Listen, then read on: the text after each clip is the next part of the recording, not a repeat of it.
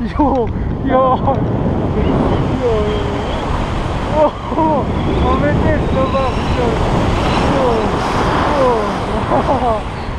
ce m-am mețit!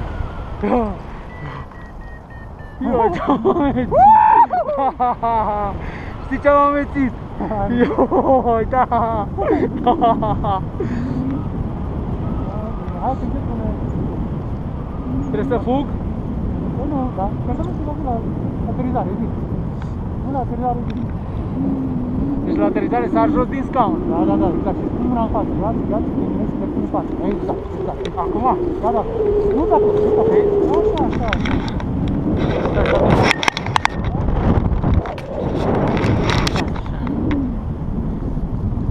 Și sar jos de pe scaun, efectiv. Da, nu-i dăm jos, da. Să zici când să sar.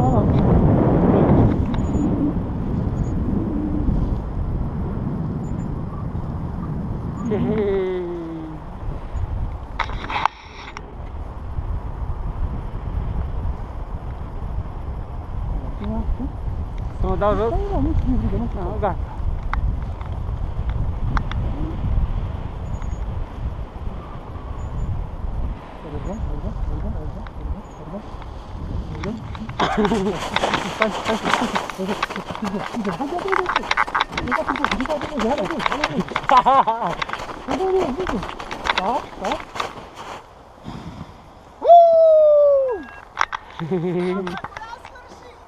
Cum? Ce se cresc?